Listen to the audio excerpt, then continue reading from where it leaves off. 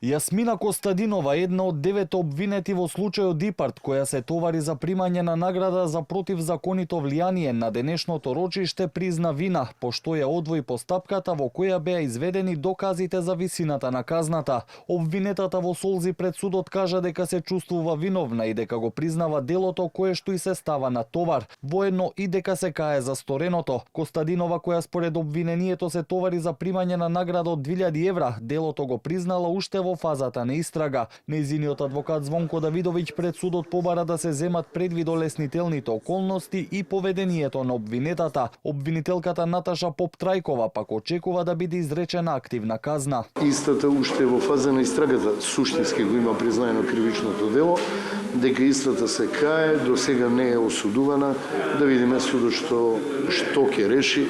Обвинителството очекува активна казна да биде изречена, меѓутоа поставаме судот по советот да се произнесе по однос на видот и висината на казната. Што се однесува до рочиштето каде сега остануваат осумината обвинети, меѓу кои и екс-директорот на платежната агенција Илија Стоилев и Џевден Насуфи, кој според обвинението ветил подарок од 50.000 евра за да дојде до договор кој ќе му овозможи, иако не исполнувал услови, користење на европските пари од Дипарт програмата, поради признанието на Костадинова, не успеа повторно да дојде до воведни зборови. Поднос на тоа какво влијание ќе има признанието на вина за понатамошниот тек на судењето, обвинителката Поптрајкова вели само врз едно признание не може да се заснува пресуда и за останатите, но е придонес за утврдување на фактичката состојба. Адвокатот Давидовиќ пак посочи дека при признание на вина нема комуникација со останатите од одбраната, бидејќи тоа е лично чувство на обвинетиот.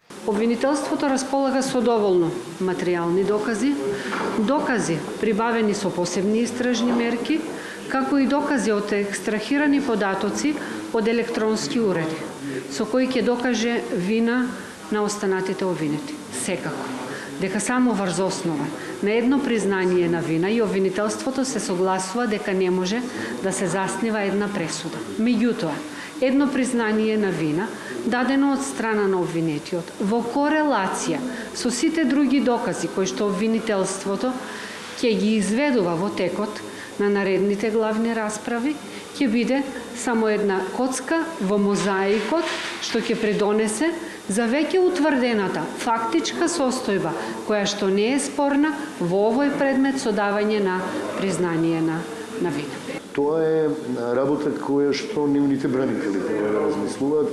Ние не можеме и за другите обвинети да размислуваме. Едноставно, ако мојот клиент смета дека го сторил кривичното дело и сака да го признае, ние не можеме да водиме сметка за другите обвинети. Поради овој случај на подолг период беа замрзнати парите од Дипарт фондовите кои требаше да стигнат до македонските земјоделци, но вчера повторно им беа ставени на располагање откако од Брисел пристигнало официјално известување за продолжување на исплатите и активностите во рамки на програмата.